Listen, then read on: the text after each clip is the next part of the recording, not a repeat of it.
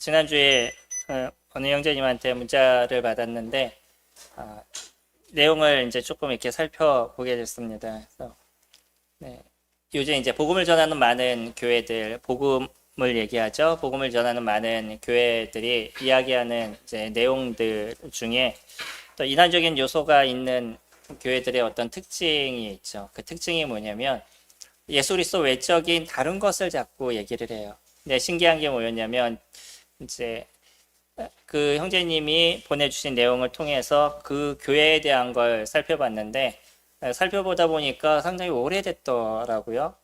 시작이 됐던 것은 거의 그 1960년대, 70년대, 60년대에서 그 이전이었던 걸로 기억하는데 상당히 오래됐어요. 오래돼서 지금까지 지속된 곳이었는데 실질적으로 그곳에 대한 얘기를 저는 이번에 처음 이제 접한 부분입니다. 내용을 쭉 이렇게 살펴보니까 그 홈피에 들어가서 보면 예수 구원의 영원 구원에 대해서 아주 잘은 아니고요. 설명을 그래도 잘 해놨어요. 근데 그 더 이상의 얘기는 없습니다. 근데 더 이렇게 살펴보게 되면 그들은 뭐를 얘기하냐면 예수님을 믿어야지 영원한 구원을 얻는다라고 얘기하면서 또 바로 하는 얘기가 뭐냐면 육체적인 구원을 받아야 된다라고 얘기를 해요. 그래서 육체적인 구원은 계시록에서 보면 이제 화라는 얘기가 3번 나오죠. 그래서 그 3번의 화가 있기 때문에 그 3번의 화를 피해야 된다. 그것이 육체적인 구원이고 그것이 온전한 구원이다라고 이야기를 합니다. 결국은 모든 이단이 갖고 있는 모습은 요한계시록을 어떻게 자의적으로 해석하느냐에 대한 부분인 거예요. 네, 거기에 이름이 수룹바벨 성교회라고 얘기하고 세일중앙교회입니다. 그래서 잘 접하지 못했던 부분인데 생각보다 오랫동안 있어 왔고요. 그리고 지나온 얘기를 보게 되면 첫 번째 시작했던 분이 거의 재림예술에서 돌아가시고 났었을 때 그 신도들은 부활할 거를 기다리고 있었더라고요. 근데 그 이제 돌아가신 이유도 계룡산에서 목욕을 하다 심장마비로 돌아가셨는데 그 신도들은 부활할 걸 기다리다가 결국은 경찰들의 제지로 인해서 6일 만에 장사를 치렀다라고 얘기합니다. 그 이후에 있는 사람이 계속적으로 지금까지 그 교회를 운영해 오고 이제 그러면서 요즘 사실은 예수 그리스도를 얘기하지 않고는 교회에서 이상한 얘기를 하고 생각이 들다 보니까 사람들이 예수님에 대한 얘기를 합니다. 하다못해 여호와 증인도 뭐라고 얘기하냐면 예전 같은 경우에는 예수님은 그냥 인간이었다 라고만 얘기를 하다가 지금은 하나님의 아들이라고 이야기를 해요. 왜냐하면 예수 그리스도를 하나님의 아들로서 인정하지 않고서는 요즘은 사람들이 어느 정도는 다 안다는 거예요. 그러니까 그것을 인정하고 그리고 나서도 얘기하는 게 결국은 하나님을 믿어야 된다. 지상에서의 구원이 이루어져야 되고 14만 4천 무리만이 그곳에 들어갈 수 있다라는 이야기를 하죠. 거의 대부분의 이단이 하는 얘기가 있습니다. 14만 4천 무리에 대한 부분이에요. 왜 그걸 그렇게 집착하는지에 대해서는 잘 모르겠지만 사실은 이제 요한계시록에서 보면 그들이 구원받는 것에 대한 얘기죠. 더 정확하게 얘기하면 유대인들 중에 14만 4천 무리가 구원을 받는 부분을 이야기를 하다 보니까 그것을 집중적으로 모든 이단들이 거의 이야기를 합니다. 계보가 비슷해요. 이단도 계보가 있다라고 말씀드렸잖아요. 그러니까 이단이 그냥 나오는 것이 아니라 나와 있는 이단의 어느 정도의 모습을 갖고 자기도 거기서 배워서 또 새로운 것을 만들고 이런 부분들을 가져가다 보니까 결국은 요한계시록에 대한 부분들을 함께 이야기하는 부분들이 있습니다. 결국은 이제 이런 것을 통해서 저희들이 느낄 수 있는 것이 뭐냐면 복음이 무엇인가 하는 걸 저희가 정확하게 알지 않는 이상은 자꾸 다른 사람들의 얘기에 대해서 흔들리는 부분들이 될 수 있다는 거예요. 개인적으로는 조금 이해가 되지 않는 건 성경에서 우리는 정확하게 이야기를 해주고 있죠. 복음이 무엇인지에 대해서 잘 이야기를 해주고 있습니다. 우리가 그래서 성경을 갖고 복음이 무엇인지에 대한 인식을 정확하게 가지면 더 이상 흔들릴 수 있는 것이 없지 않을까요? 오늘 바울은 그 얘기를 하고 있습니다. 유대인들이 할례를 받아야 된다라고 얘기를 하고 그리고 율법을 지켜야 된다라고 얘기했었을 때 다른 복음은 없다라고 이야기를 했다라고 그러죠. 이것이 지난주에 교재를 드렸던 거죠. 다른 복음은 없습니다. 근데 왜 사람들이 다른 곳에 마음을 쓰고 있는지 이해할 수 없다라고 바울은 이야기를 해요. 그러면서 왜 본인이 전했던 복음이 정확한 건지에 대해서 그것을 증명해 나가고 있는 거죠. 오늘은 그 증명을 보여주고 있습니다.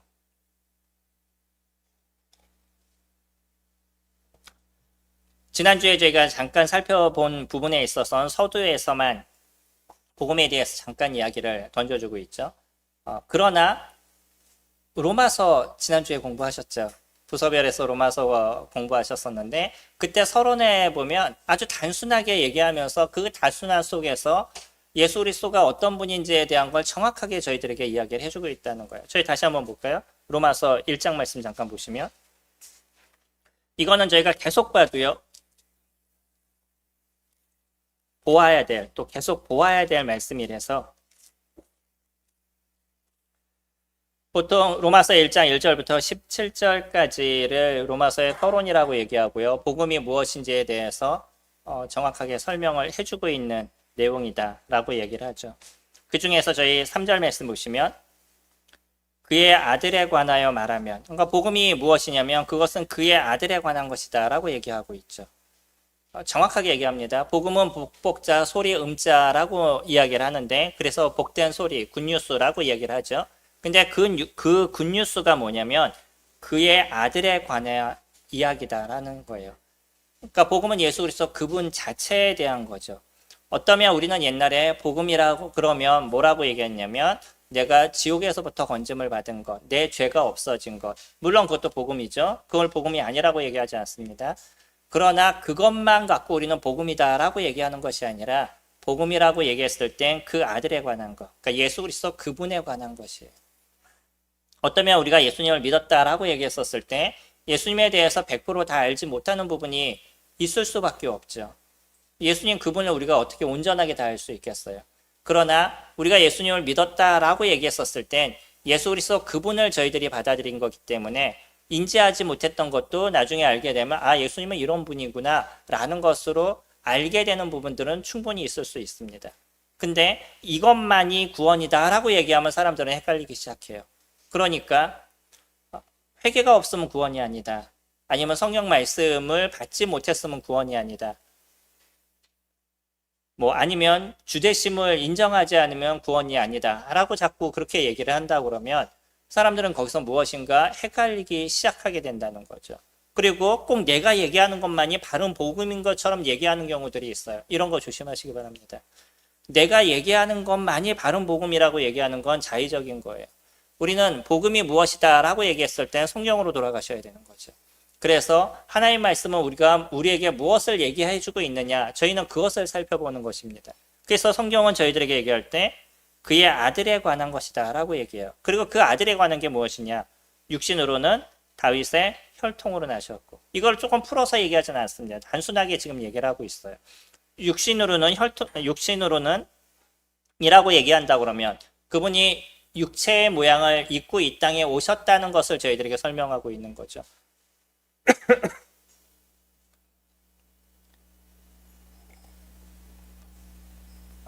그분이 육체의 모습으로 이 땅에 오심을 잘 설명해 주는 게 요한복음의 서두에 대한 거죠.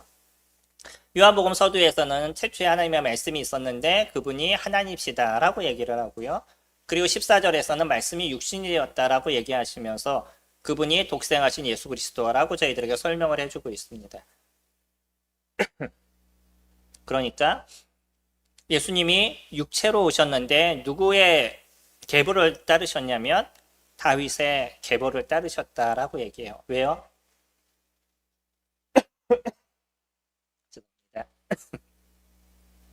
왜 다윗의 계보를 따르시죠?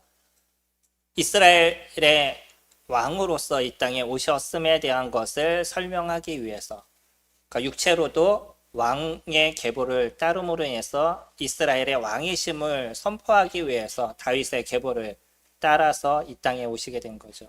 그리고 그럼에도 불구하고 그분이 이 땅에 오실 때는 가장 낮은 자의 모습으로 오셨어요. 그래서 마국간에서 원래 자기 본인의 집도 아니고 베들레헴에서 그곳에서 태어나시게 되는 모습을 보여주시죠.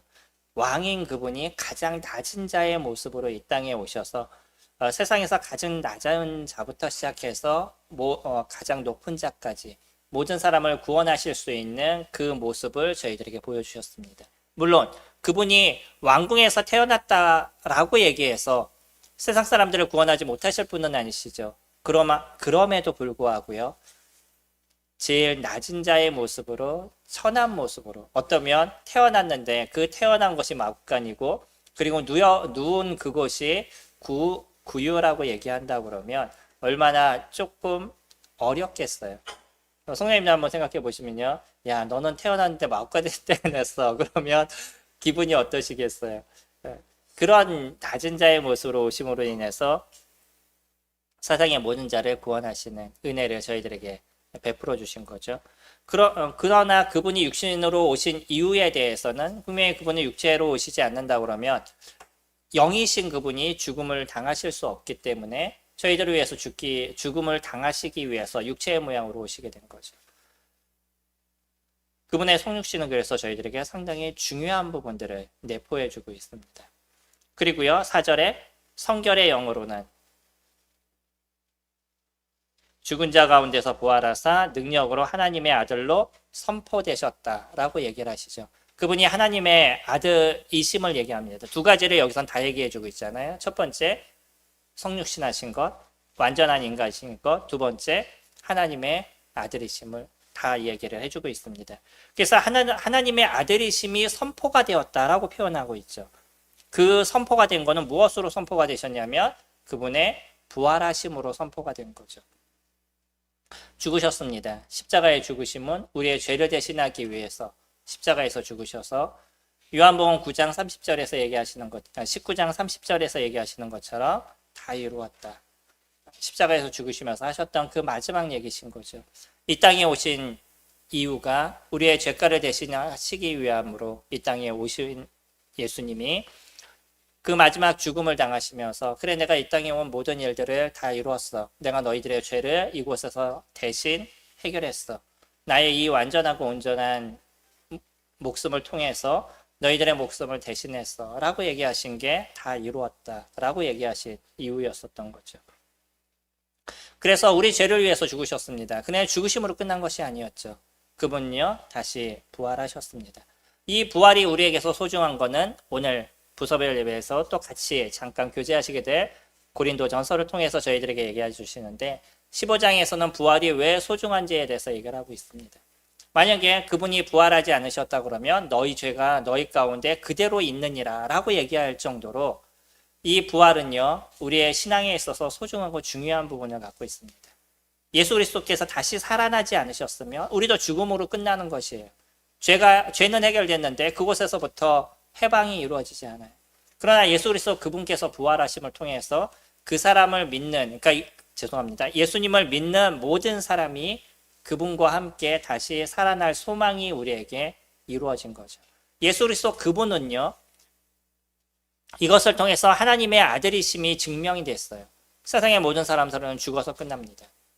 그래서 우리가 사망이라고 얘기하면 죽어서 망한다라고 얘기하는 거죠. 사람은 죽음으로써 끝나는 것이에요. 그러나 누구만이 거기서 부활하셨냐면 예수 그리스도만이 부활하셨습니다. 물론 성경에선 죽지 않은 사람들이 있죠. 우리가 알고 있는 나사로도 죽음 가운데서 다시 살아났어요. 그래서 그가 부활했다라고 얘기하지만 이것은 진짜 부활이라고 얘기하지 않죠. 왜요? 그는 또 다시 죽었습니다. 잠시 살아나서 시간이 연장됐을 뿐이지 그것이 그가 영원히 사는 삶의 모습이 되어지진 않았다는 거죠. 그러나 예수 그리스도께서는요 다시 부활하심을 통해서 완전한 하나님으로서 등급하시게 되는 모습을 갖고 있습니다. 이것이 예수 그리스도 그분이시라는 거예요. 가장 중요한 두 가지. 그분의 육신의 모습, 완전한 인간의 모습, 완전한 사람의 모습을 그분은 갖고 계셨어요. 그래서요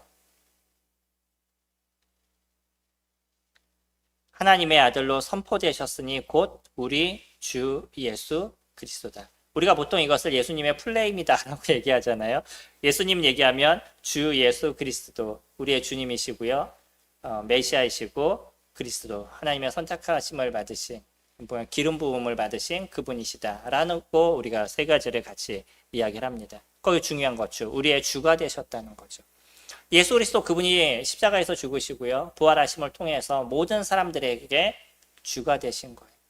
그래서 도마가 고백하는 것처럼 나의 주시여 나의 하나님이십니다 라고 그가 고백을 하죠. 도마는요 예수님과 같이 3년 반의 시간들을 같이 보냈지만 완전한 그의 모습에서의 확신이 없었던 것 같아요. 그러다 예수님의 부활하시는 모습을 딱 보고 나서 그때서는 다른 어떤 이야기를 듣지 않아도 바로 툭 튀어나오는 게 나의 주시여 나의 하나님이십니다. 그가 섬길 유일한 신이 예수 그리스도 그분이시다라는 게 그런 고백이 하나님 나의 하나님이십니다라는 고백인 거죠. 그래서 우리가 예수님을 이야기하게 되면 이 모든 것이 다 들어가게 되는 거예요. 거기서 어느 것이 빠지지 않습니다. 물론 예수님을 믿는 입장에서 때로는 여기서 어떤 하나를 이해하지 못한다 할지라도 나중에 얘기를 듣게 되면 그것이 그대로 받아들이는 거죠. 이것을 우리는 믿음이다 라고 얘기하고 있어요. 이것이 우리가 하나님의 자녀가 되는 은혜의 모습인 거예요. 조금 더 얘기를 하면 5절에 그로 말미암아 우리가 은혜와 사도의 직분을 받아 그의 이름을 위하여 모든 이방인 중에서 믿어 순종하게 되나니. 믿음은 믿음으로 끝나지 않는다고 그랬죠. 믿음 이외에 무엇이 이루어진다고요? 순종이 이루어진다는. 이건 아주 당연한 사건입니다. 왜냐면요. 완전하신 하나님을 만났어요. 그분은 전능하셔요. 전제하셔요. 그러면 당연히 우리는 누구 얘기를 따르는 인생을 살겠어요? 그 완전하신 분의 이야기를 따르는 삶을 살겠죠. 나는 예수님을 믿었어. 난 지옥에 가지 않아. 근데 나는 내 마음대로 살겠어. 라는 자체는 사실은 성립되지 않는 이야기입니다. 왜요? 완전하신 하나님을 만났으면 그것을 내가 인정하면 나는 당연히 누구의 얘기를 듣는 인생을 살아가게 되냐면 예수 그리스도 그분의 그 하나님의 이야기를 듣는 인생을 살아갈 수밖에 없어요. 내가 무엇인가를 결정하려고 하셨을 때 어떠셔요? 성도님들 우리가 살아가면서 우리는 많은 결정을 하면서 살아가잖아요. 근데 그 결정을 할 때마다 내가 하던 결정에 대해서 확신을 갖고 결정하셔요? 아니면은 불안하지만 그래도 이게 날 것 같으니까 결정하시는 거예요. 불안하지만 그래도 이게 날 것 같으니까 결정을 하시는 거잖아요. 그러니까 인간이 갖고 있는 미래는 우리는 알 수 없기 때문에 어떤 결정도 완전하지 않습니다.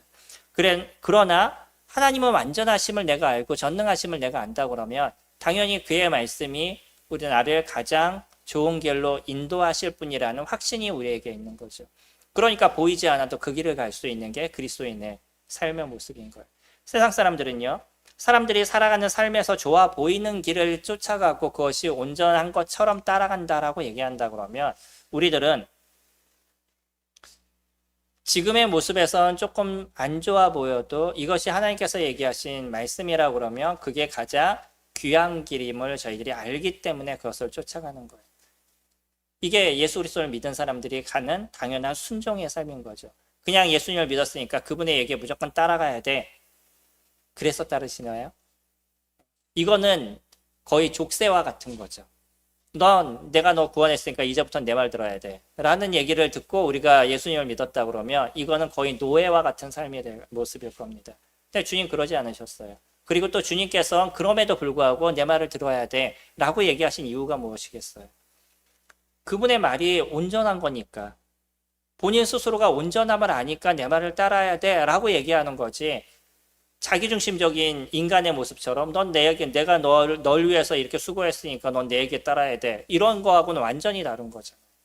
우리가 아이들을 보면서 아이들한테 야, 너 그래도 이렇게 하는 것이 더 옳아 라고 얘기하는 이유는 무엇이겠어요? 내가 살아보니까 이게 제일 안전한 길임을 아니까 아이한테 그것을 얘기하는 거지. 내가 네 엄마니까 너 무조건 내 얘기를 따라야 돼 라고 얘기하는 엄마는 사실 좀 문제가 있는 엄마인 거죠. 마찬가지로 주님께서는요 당연히 순종할 것에 대해서 얘기를 하십니다. 왜냐하면 그것이 우리가 살아가는 삶의 가장 귀한 길임을 주님께서는 아시기 때문에.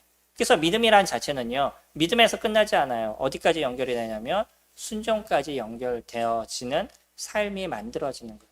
그래서 우리의 삶에 무엇인가 어긋나고 잘못된 부분들이 있다 그러면 그 어긋난 걸 하나씩 하나씩 해결해 나가는 것. 이것이 믿음의 삶인 것이죠. 그래서요.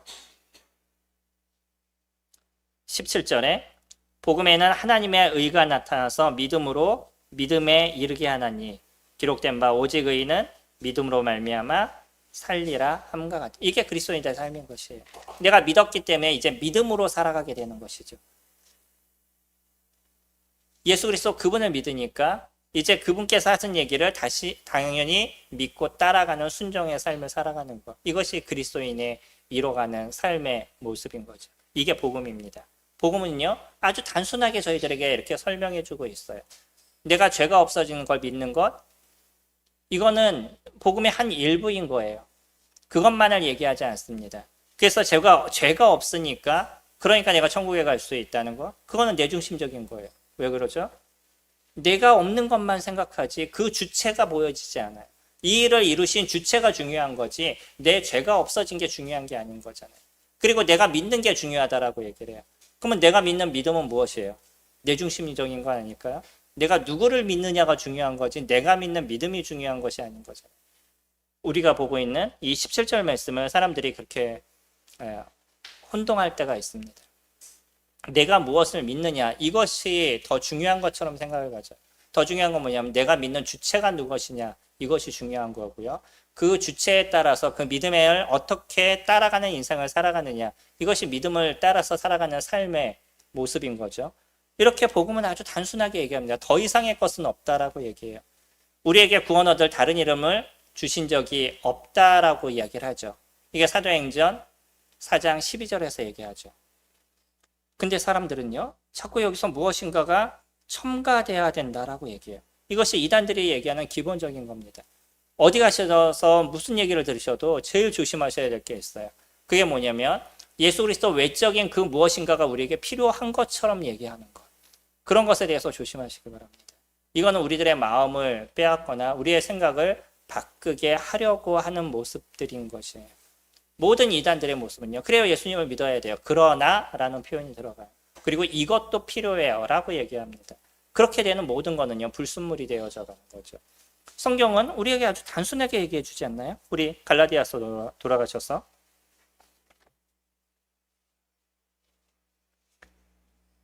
11절에 보시면요. 형제들아 내가 너희에게 알게 하노니 내가 전한 복음은 사람의 뜻을 따라 된 것이 아니다. 아주 단순하게 얘기를 하죠.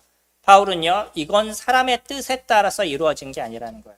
사람의 뜻이라고 저희들이 얘기하면요. 그거는 자기의 생각을 얘기하는 경우가 너무나 많죠. 내 뜻인 거예요. 사람의 뜻이라는 건 자기의 뜻인 거죠. 인간의 생각으로 나온 것이 아니라는 거예요. 우리의 생각으로 나오는 것들이 너무나 많지 않나요? 세상의 중심이 우리는 자꾸 내가 되기를 원하다 보니까 내가 되기를 원하는 그런 것을 자꾸 추구를 해요. 왜 많은 사람들이요? 조금 더 참선하고 이러는 것을 그런 종교들을 좋아하시는지 아셔요? 그냥 편하게 가서 참선하고 마음이 편해지면 그냥 내가 편해지는 거니까 그냥 좋은 거예요.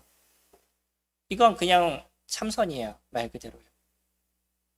근데 우리의 믿음은 진정한 신이신 예수 그리스도 그분을 저희들이 믿는 겁니다.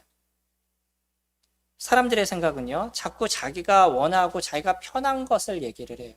그리고 어디들 가든지 그냥 내가 편한 곳에 가기 원한다라는 이야기를 듣습니다. 근데 저희들은요.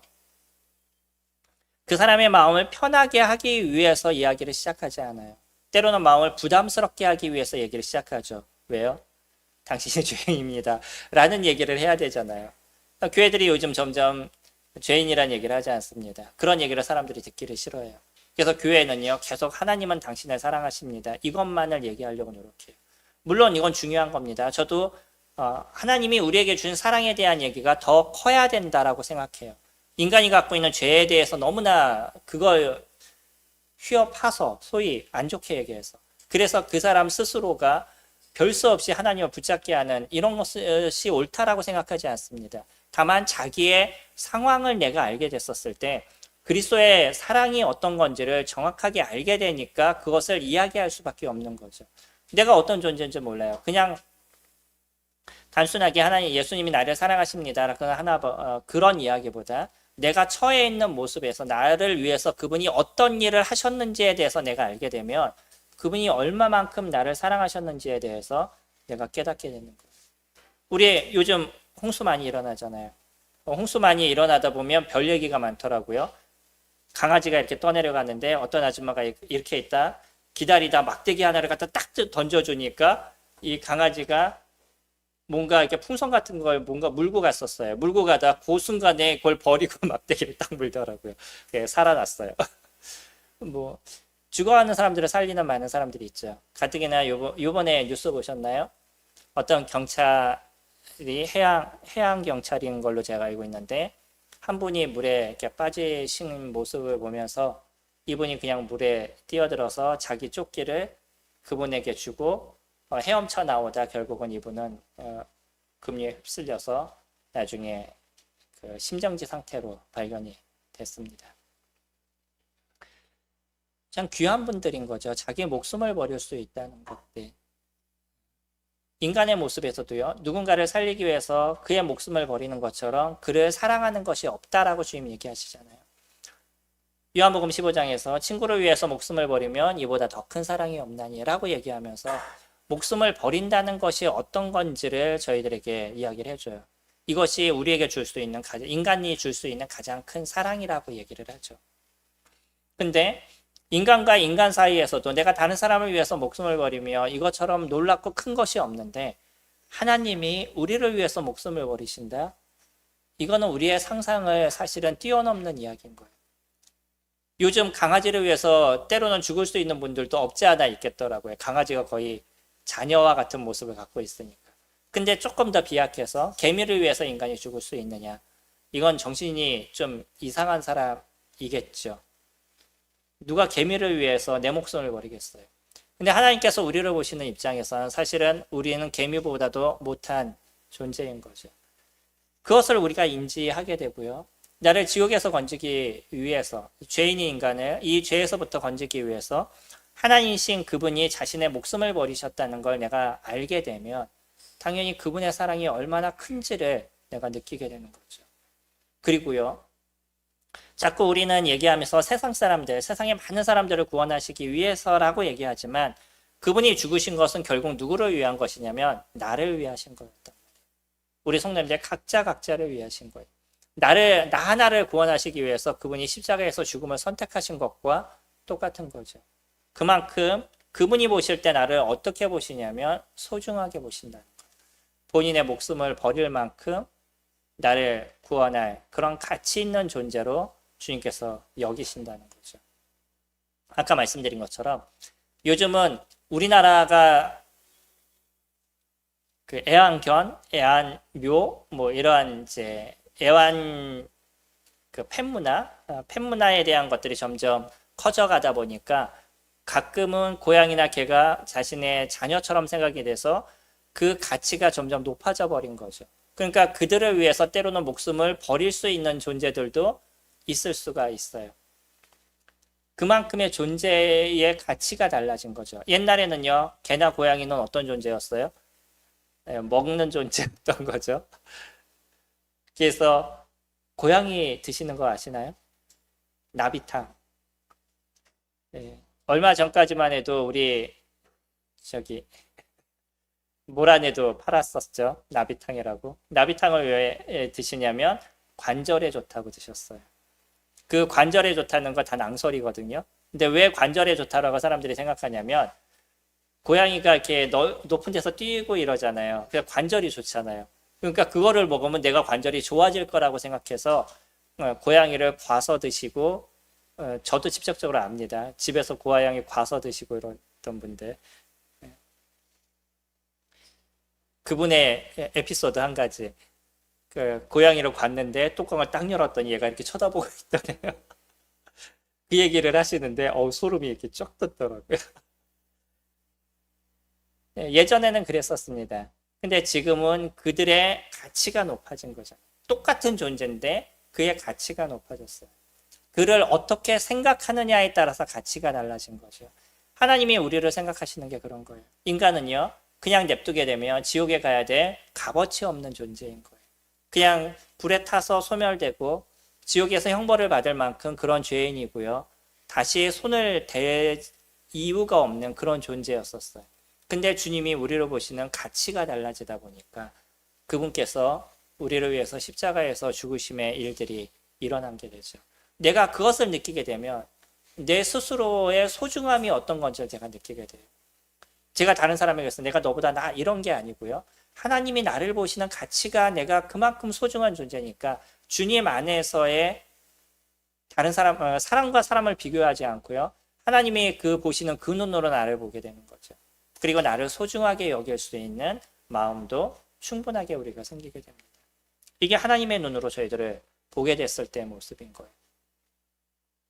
바울은요, 이런 것들이 자신의 인간의 생각으로 나온 것이 아니라는 거예요. 이거는 무엇으로 그가 얻어진 거냐면 내가 전한 복음은 사람의 뜻으로 된 것이 아니라 이는 내가 사람에게서 받은 것도 아니요 배운 것도 아니요 오직 예수 그리스도의 계시로 말미암은 거다라고 얘기해요.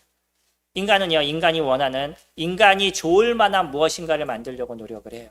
그리고 또 인간이 얘기하는 부분들은 어떤 자기의 교세를 키우기를 원하거나 아니면 자기의 이익을 원하거나 이러면서 종교를 만들고 어떤 집단을 만들게 되는 거죠.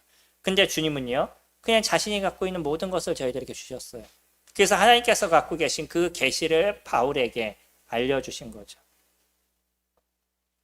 사람의 뜻이 된다 그러면 사람들은요, 자꾸 성경을 자의적으로 해석하게 되는 거죠. 자기가 원하는 대로 해석을 해요. 그래서 무슨 뜻이고 여기에서 이런 의미고 이런 것에 대해서 조심하시기 바랍니다.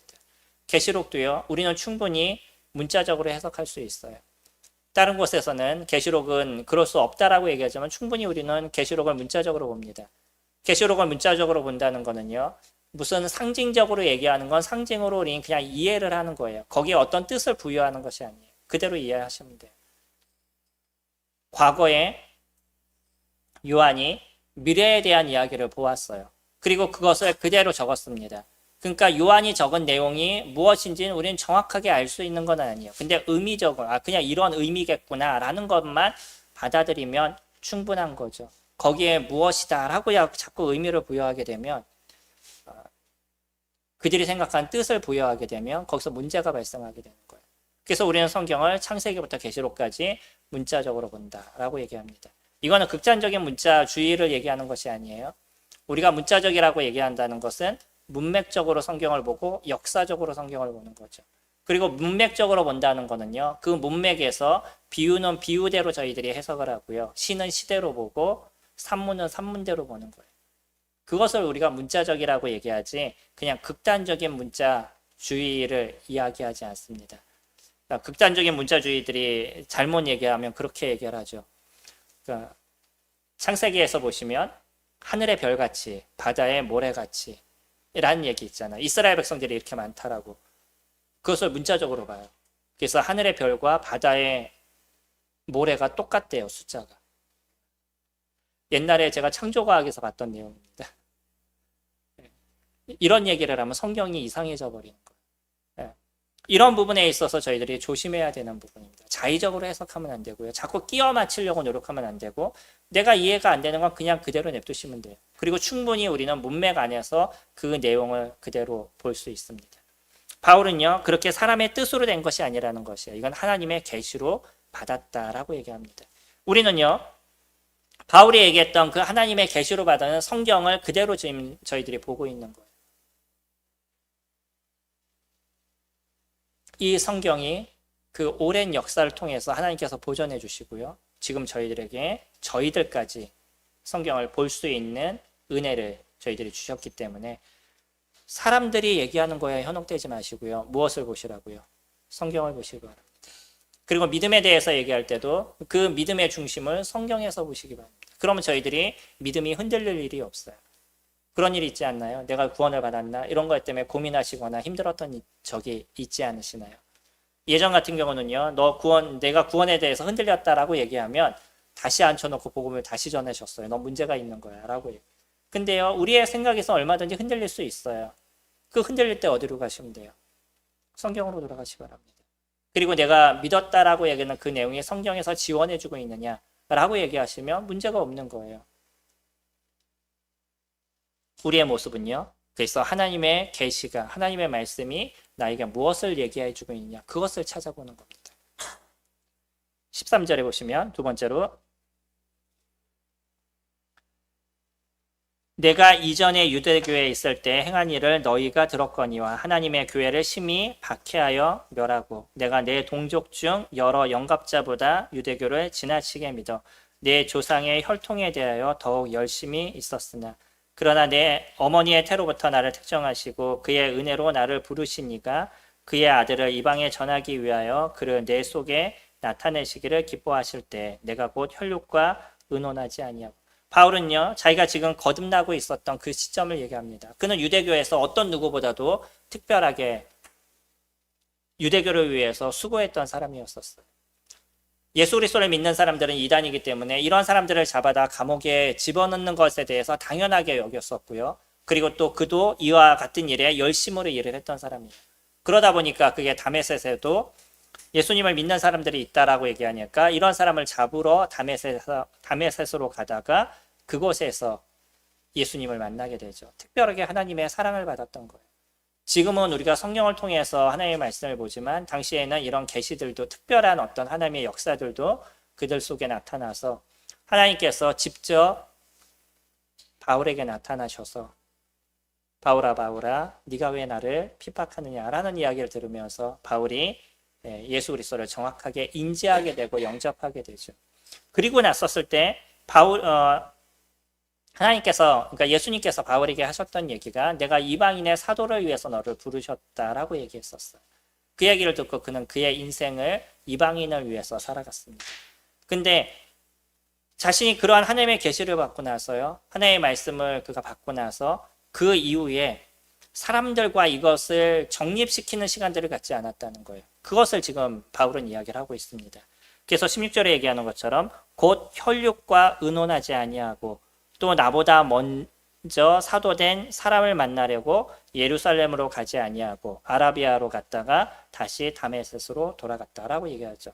바울은요, 이런 시간들을 통해서 바로 다메섹 도상에서 성으로 가서 예수 그리스도를 전했었습니다. 그리고요, 아라비아 광야로 가서 3년의 시간을 보냈어요. 18절에서 얘기하죠. 그 후 3년 만에. 3년 동안 그는 자기가 알았던 유대교의 모습들, 이런 것들을 버리고 예수님에 대한 생각을 정리하는 그런 시간들을 가졌을 거라고 생각이 돼요. 이 3년의 기간 동안에 바울이 어떤 일을 했는지에 대해서는 성경이 저희들에게 얘기해 주지 않습니다. 다만 그는 이 시간 동안에 예수 그리스도를 묵상하고 주님을 알아가는 이런 시간들을 가졌던 것으로 보여져요. 그리고 나서요, 18절에 후에 3년 만에 내가 게바를 방문하려고 예루살렘에 올라가서 그와 함께 15일을 머무는 동안 바울과 함께 베드로와 함께 15일의 시간을 보냈습니다. 그때요, 19절 주의 형제 야고보 외에는 다른 사도를 보지 못하였나. 바울이 지금 얘기하는 건요, 내가 15일 동안 베드로를 만났고 또 예수님의 동생인 야고보를 만났지만 그 외의 사람들을 만나지 못했어. 다시 얘기하면 내가 다른 사람의 얘기를 들어서 이것을 정립하고 만들어 놓은 그런 것이 아니야. 내가 지금 얘기하는 이 복음은 예수 그리스도 그분께서 나에게 주신 거야 라는 것에 대해서 지금 증명해 나가고 있는 거죠. 20절 보라 내가 너희에게 쓰는 것은 하나님 앞에서 거짓말이 아니로라. 그 후에 내가 수리아와 길리기아 지방에 이르렀으나 그리스도 안에 있는 유대의 교회들이 나를 얼굴로는 알지 못하고 다만 우리를 박해하던 자가 전에 멸하던 그 믿음을 지금 전한다 함을 듣고 나로 말미암아 하나님께 영광을 돌리니라. 바울은요, 그 다음에 가서 수리아와 길리기아 지방에 가서 복음을 전하는 그런 시간들을 가졌습니다. 그러다 나중에 바나바가 길리기아 다소에 있는 자기의 고향에 있는 바울을 데리고 안디옥으로 데려가죠. 그래서 그 안디옥에서 복음을 전하는 일들을 말씀을 전하는 일들을 이뤄가게 되고 거기에서부터 파송이 돼서 제1차, 2차, 3차 전도 여행을 이뤘습니다. 바울은 지금 그것을 얘기하고 있는 거예요. 자신이 전하는 그 복음은 사람으로 인해서 만들어진 것이 아니라 하나님께서 이루어주신 거다라고 얘기를 하고요. 그리고 또 하나 얘기하는 건 뭐냐면 우린 여기서 볼 수 있는 그 하나, 그것이 무엇이냐면 말씀을 전하는 사람이 어떤 사람이냐, 이것도 우리에게서 중요한 부분이 되어져 가고 있다는 거예요. 말씀을 전하는 사람들이, 아니면 복음을 얘기하는 사람들이 교회 부흥만을 위해서 복음을 전한다. 조심하시기 바랍니다. 이거는 자신의 어떤 커리어를 키우고 자기의 어떤 성공을 원하는 거예요. 우리가 복음을 전하는 가장 중요한 걸 놓치지 마셔야 됩니다. 그건 무엇이냐면 그 사람의 영혼의 구원에 대한 부분인 거예요. 그 사람이 지금 처해져 있는 모습, 지옥의 형벌 가운데 놓여져 있다는 것을 저희들이 알기 때문에 이 사람에게 있어서 그 지옥에서부터 건짐을 받을 것, 그것이 우리가 중심이 되는 것들이 되어야 돼요. 물론 우리는 교회를 소중히 여겨야 됩니다. 성도님들이 지금 있는 이 교회를 성도님들은 소중히 여기셔야 돼요. 그리고 교회의 부흥을 위해서 또 마음을 쓰셔야 되고 기도하셔야 됩니다. 그러나 첫째를 놓치지 마셔야 된다는 거예요. 그건 뭐냐면 우리가 복음을 전하는 게 교인을 만들기 위한 것이 아니라 그 영혼을 위한 것이라는 거예요. 그래서 여기에서 흐트러지게 되면 우리는 복음이 흐트러지게 됩니다. 왜냐면요, 이 사람을 교회에 안착시키기 위해서 무엇인가 복음의 다른 것을 추구하려고 노력하는 부분들이 생기는 거예요. 그러다 보니까 내가 전하는 복음이 정확하다고 회개를 꼭 해야 된다라고 얘기하거나 꼭 말씀을 받아야 된다라고 얘기하거나 무엇인가 다른 것을 얘기하려는 부분들이 거기에 포함이 되고 있어요. 우리는 그 사람이 예수 그리스도를 영접했다라고 얘기한다며, 그 사람이 예수 그리스도가 그분의 주님이시라고 고백할 수 있고 나의 하나님이라고 고백한다면 그 사람의 고백을 저희들은 인정해 줘야 되는 거죠. 그리고 성경이 무엇을 얘기하는지, 예수 그리스도 그분 안에 있다 그러면 넌 당연히 예수 그리스도와 함께하는 삶을 살아가는 거야 라는 걸 저희는 알려주는 인생을 살아가는 거지, 그 사람을 정착시키기 위해서 어떠한 새로운 것을 자꾸 추구하려는 이런 모습에 대해선 조심해야 되는 부분들이 있습니다. 외적인 걸 얘기하지 마시기 바랍니다. 성경을 그대로 얘기하고요. 그랬었을 때 이 사람이 거듭나게 되면 그의 믿음도 흔들리지 않는 거예요. 오늘 바울은요, 복음에 대한 증명을 하면서 그것을 얘기합니다. 가장 중요한 것, 그것은 사람의 얘기로 되지 않았다는 거예요. 하나님의 말씀으로 되었다는 거죠. 그리고 자신이 이 말씀만을 갖고 전한 사람인 것에 대해서 자기 스스로를 증명해 나가고 있는 거죠. 우리들도요, 그 사람이 전하는 복음이 정확하다라는 것을 저희들 볼 수 있을 땐 그 사람이 하나님의 말씀을 전하느냐라는 것이고요. 그리고 그가 전하는 이야기 속에, 그가 하고 있는 행동 속에 자기를 위하거나 자기의 어떤 공동체를 위해서 그것을 더 중요하게 여기는 사람이냐, 영혼의 구원을 더 중요하게 여기는 거냐라는 것도 제가 살펴봐야 될 필요가 있다는 거죠. 이단의 모습은 대부분 그렇습니다. 이단은요, 무엇인가 예수 그리스도 외적으로 다른 것이 필요하다라고 얘기하면서 우리가 전하는 복음만이 더 정확한 것처럼 얘기를 하고 자기네 교세를 위해서 그들의 인생을 사용하고 있습니다. 저희들도 이런 부분에 있어서 쉽게 유혹을 받을 수 있는 존재들이에요. 저희들도 특히 목회를 할 때 보면 알게 모르게 사람들을 늘리기 위해서 무엇인가 다른 것을 시도하고자 하는 그러한 유혹을 적지 않게 받을 수 있습니다. 하지만 저희들은요, 저희가 이곳에서 복음을 전하고 저희가 주님을 섬기는 일들은 나중에 주님이 판단하실 때 얼마만큼 하나님의 말씀을 바르게 전했느냐, 얼마만큼 우리가 바른 양심으로 주님의 일들을 이뤄갔느냐, 주님이 그것을 보시게 될 겁니다. 우리들의 삶의 첫 번째의 믿음의 삶은 주님의 명령을 따라가는 거예요. 그 명령 속에는 무엇을 얘기하시냐면 모든 족속으로 제자를 삼아야 될 것을 이야기를 하시죠. 이건 당연히 저희가 가야 될 길입니다. 근데 거기에 불순물을 집어넣지 않고요.